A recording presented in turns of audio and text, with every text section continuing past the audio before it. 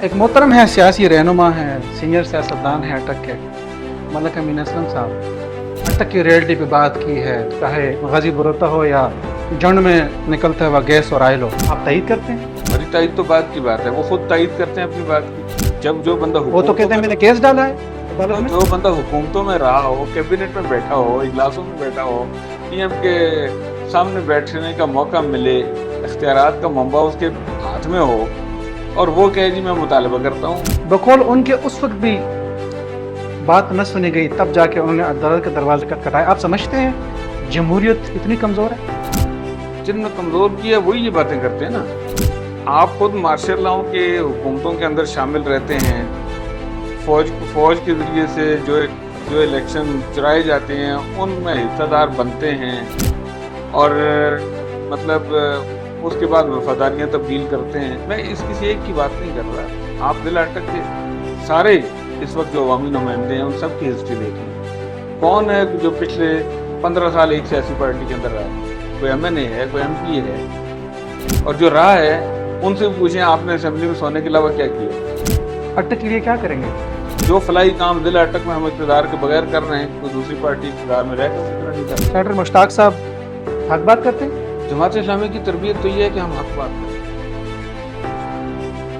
جی، ابتدا ہے رب جیل کے بابا کا نام سے کریم خان ڈاری ٹی وی کے شیشے پر آپ کی خدمت میں حاضر ہوں۔ ناظرین، جس طرح پاکستان کے موسم بدلتے ہیں اسی طرح ہر نئے دن کے ساتھ یہاں کے سیاسی حالات بھی بدلتے ہیں۔ اب فیصلہ عوام کے ہاتھ میں ہوتا ہے کہ اس سیاسی حالات کو کس نظر سے، کس نظریے سے دیکھتے ہیں۔ اس حوالے سے بہت سارے واقعات اور سانحات نے ہمیں یکجا بھی کر دیا ہے، کہیں کچھ سانحات نے ہمیں الگ بھی کر دیا ہے۔ اس صورتحال میں کچھ لوگ ہیں، کچھ احباب ہیں جو چاہتے ہیں کہ سیاسی نقطہ نظر بھی اپنی جگہ پہ قائم رہے اور عوام کو کچھ ڈیلیور بھی کیا جائے۔ جماعت اسلامی ایک ایسا پلیٹ فارم ہے جہاں خدمت کا ایک جذبہ بھی موجود ہے، کچھ ثبوت بھی ان کے آپ کے سامنے ملتے رہتے ہیں۔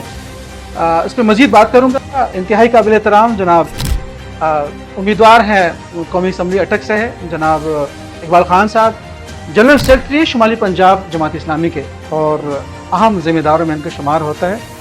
سر کیسے ہیں آپ؟ الحمدللہ، خیریت سے؟ شکریہ۔ سر جمہوریت کی شکل کیا ہے؟ جمہوریت کے 3 پہلو ہیں۔ جی، ایک یہ ہے کہ ہم مسلمانوں کے لیے اللہ تعالیٰ کے احکامات کی حدود کے اندر عوام کی رائے کی حکمرانی، بہتر ہو گیا اس سے باہر نہیں۔ دوسری بات یہ ہے کہ عوام کی رائے جب سامنے آ جائے جی، تو اس کی اتھارٹی کو تسلیم کرنا اور اس کو اختیار دینا، اقتدار دینا۔ اور تیسرا یہ ہے کہ یہ صرف ٹاپ پہ نہیں بلکہ باٹم سے گراؤنڈ لیول سے شروع ہوتی ہے، جیسے بلدیاتی نظام وہ نرسری ہے، جی جی، تو نچلی سطح پہ اختیارات آئیں گے، لوگوں کی ٹریننگ ہوگی، اور یہ لوگ ترقیاتی کام کریں گے، اور اسمبلی میں بیٹھے ہوئے لوگ ملک کے لیے پالیسیاں بنائیں گے، قوانین بنائیں گے۔ یہ جب جمہوریت میں، اصل جمہوریت کی شکل میں اس کے کردار کو نبھانے میں پارلیمنٹ کی کیا ذمہ داری ہے؟ پارلیمنٹ تو سپریم ہے اگر اس کو مانا جائے تو، ٹھیک ہے، لیکن اس کو نہیں مانا جاتا۔ اس کی وجہ یہ بھی ہے کہ پولیٹیکل پارٹیز خود بھی سیڑھیاں ڈھونڈتی رہتی ہیں، اور ان سیڑھیوں کے ذریعے سے اقتدار میں آتی ہیں، چور دروازوں سے آتی ہیں۔ اور دوسرا اس کا پہلو یہ ہے کہ ان کے اپنے اندر بھی جمہوریت نہیں ہے۔ ہمارے اندر الحمدللہ جماعت اسلامی میں تو آپ کو پتہ ہے، ساری دنیا مانتی ہے اس بات کو۔ اچھا، پارٹیوں کے اندر جمہوریت نہیں ہوتی، باہر بھی جمہوریت کے لیے وہ کوشش نہیں کرتے، اور اس طرح سے چور دروازے ڈھونڈتے ہیں۔ پارٹی کے اندر لیڈرشپ چور دروازے سے آتی ہے، اور لیڈرشپ اقتدار میں پھر اس طرح کے دروازے ڈھونڈتی ہے۔ آپ سمجھتے ہیں جمہوریت میں ہمیشہ فقدان رہتا ہے؟ ہمارے ملک میں تو رہا ہے نا یہ تو۔ جماعت اسلامی کا منشور کیا ہے؟ جماعت اسلامی کا کے منشور کا جو فوکل پوائنٹ ہے وہ یہ ہے کہ ملک کا اقتدار اللہ تعالیٰ کے اچھا، پاس ہے، اور اس کی مرضی کے مطابق عوام کے منتخب کیے ہوئے لوگ عوام کے حقوق ان تک ڈیلیور کرنے کے لیے اللہ تعالیٰ کے احکامات کو نافذ کریں۔ جماعت اسلامی کو کتنا موقع ملا ہے عوام کی خدمت کا؟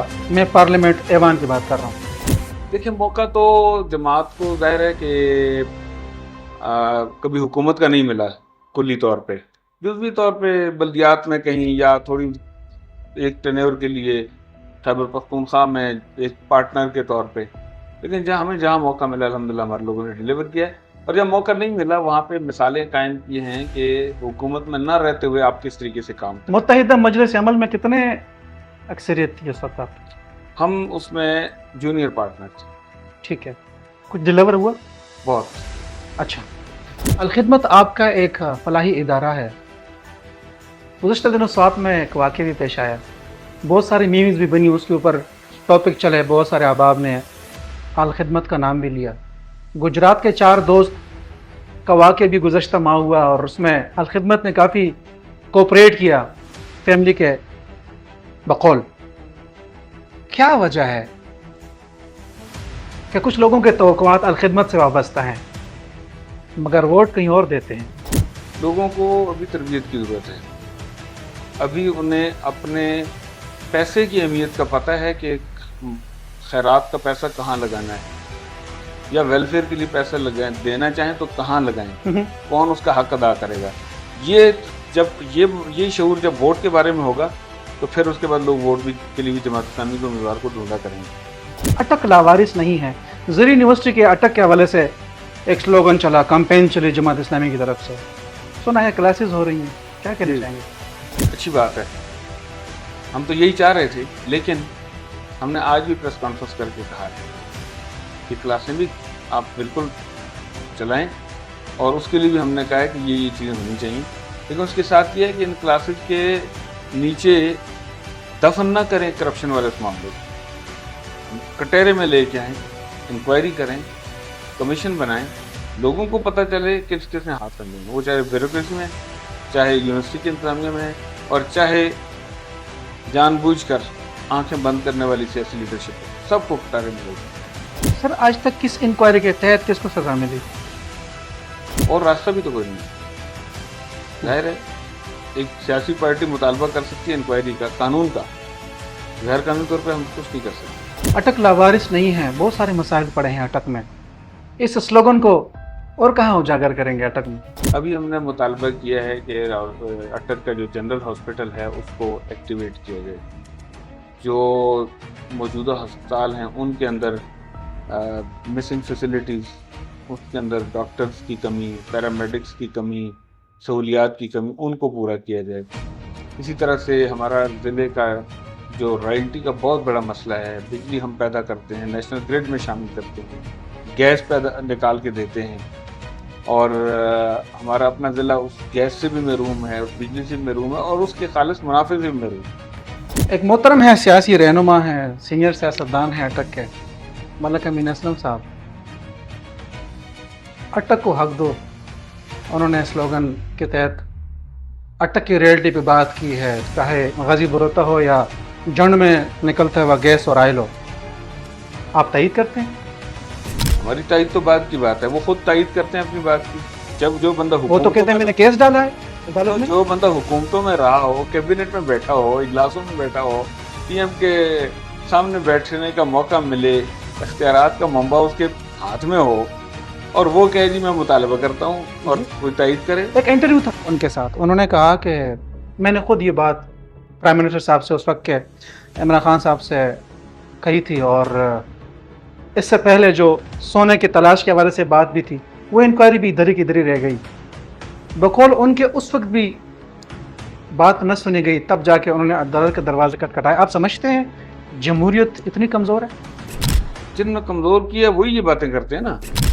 آپ خود مارشل لاؤں کے حکومتوں کے اندر شامل رہتے ہیں، فوج کے ذریعے سے جو الیکشن چرائے جاتے ہیں ان میں حصہ دار بنتے ہیں، اور مطلب اس کے بعد وفاداریاں تبدیل کرتے ہیں۔ میں اس کسی ایک کی بات نہیں کر رہا، آپ ضلع اٹک کے سارے اس وقت جو عوامی نمائندے ہیں ان سب کی ہسٹری دیکھ لیں، کون ہے جو پچھلے 15 سال ایک سیاسی پارٹی کے اندر رہا ہے؟ کوئی ایم این اے ہے، کوئی ایم پی اے ہے، اور جو رہا ہے ان سے پوچھیں آپ نے اسمبلی میں سونے کے علاوہ کیا کیا ہے۔ عوام کا اس وقت سب سے بڑا مسئلہ کیا ہے؟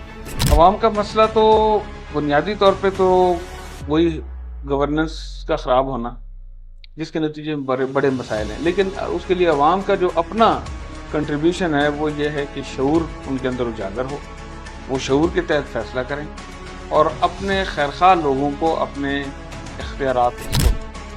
بطور جنرل سیکرٹری آپ کام کر رہے ہیں، بہت سارے اضلاع ہیں جن کے تحت آپ معاملات سارا دیکھ رہے ہیں. آپ کو اللہ موقع دیتا ہے، ایوان تک پہنچتے ہیں، قومی اسمبلی تک پہنچتے ہیں، اٹک کے لیے کیا کریں گے؟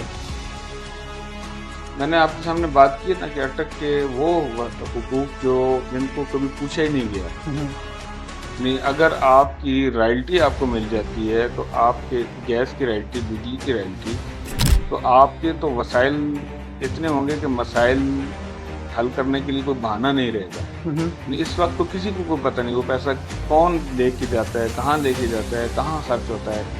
اور جو پیسے ویزیبل ہوتے ہیں خرچ کرنے کی، جیسے میں نے یونیورسٹی کے ڈھانچے کی بات کی، اب ان میں کرپشن اتنی زیادہ ہے کہ یعنی گزشتہ 12 سال میں وہ جس یونیورسٹی پہ ہم نے آواز اٹھائی، اس یونیورسٹی کے اس سارے عرصے کے دوران یہاں ایم این اے وہ رہا جس کی حکومت تھی مرکز میں، ایم پی اے وہ رہا جس کی صوبے میں حکومت تھی، اور انہوں نے آنکھیں بند کی اور لوگ لوٹتے رہے.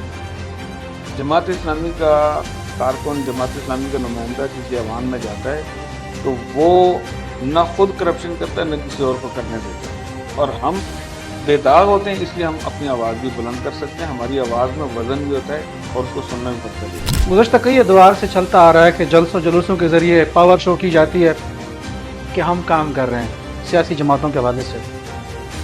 اٹک میں جماعت اسلامی کا کوئی بڑا جلسہ دیکھنے کو نظر نہیں آیا، وجہ؟ جلسے تو وقتاً فوقتاً ہوتے ہیں. مثال کے طور پہ پچھلے سال امیر جماعت کا ہم نے ضلع میں 2 جلسے کرائے. حسن ابدال میں بہت بڑا جلسہ تھا اور جھنڈ میں بہت بڑا جلسہ تھا. اچھا، یہاں بھی بلکہ تیسرا مشتاق احمد خان صاحب کا ہم نے کروایا تھا. تو یہ جلسے تو ظاہر ہے موضوع کے مطابق ہوتے رہتے ہیں، لیکن عموماً ہم کام کرتے ہیں. سچی بات ہے، جیسے جو فلاحی کام ضلع اٹک میں ہم اقتدار کے بغیر کر رہے ہیں، کوئی دوسری پارٹی اقتدار میں رہ کر بھی اتنا نہیں کر رہی. آخری سوال جناب، سینیٹر مشتاق صاحب بہت کھل کر بولتے ہیں، ایک سیاسی جماعت ہے، کبھی کبھی ان کے حمایت میں بات کر لیتے ہیں.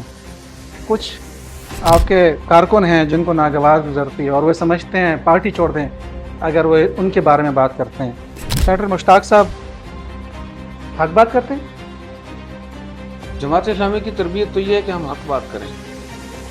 اب ہمارا موقف عموماً لوگوں کو بعض اوقات نہیں اگر پتہ چلتا تو پتہ چلنا چاہیے کہ زیادتی ہوگی تو ہم اس کے خلاف بولیں گے، اصول کے مطابق ہم بولیں گے.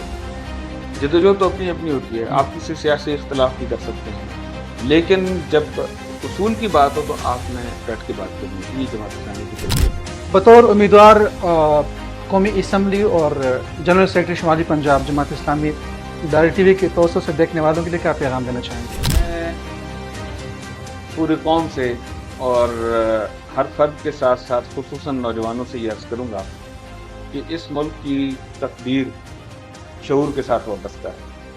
ہم فوج کے فیصلے کریں، اجتماعی مفاد کے لیے فیصلے کریں، ملک کے مستقبل کے لیے فیصلے کریں، اس کی آئندہ نسلوں کے لیے فیصلے کریں. اور اس سب کے لیے شعور کا تقاضا یہ ہے اس ملک کے اندر اللہ کے دین کے غلبے کی جدوجہد. بس بہت شکریہ، آپ نے وقت دیا مختصر. بالکل ناظرین، سلسلہ یہ ہے کہ بنتے جڑتے حکومتیں اور بنتے جڑتی ایوانوں کے ساتھ پاکستان کا سیاسی سفر کافی طویل ہو چکا ہے. ضرورت اس بات کی ہے کہ اصل معنوں میں جمہوری شکل کو شکل دی جائے اور عوامی مسائل کو ان کے دہلیز پہ حل کیا جائے. زندگی نے وفا کے سامنے نے ساتھ دیا. بہت جلد ایک نئے پیغام کے ساتھ آپ کی خدمت میں حاضر ہوں گا. اجازت چاہتا ہوں. اللہ نے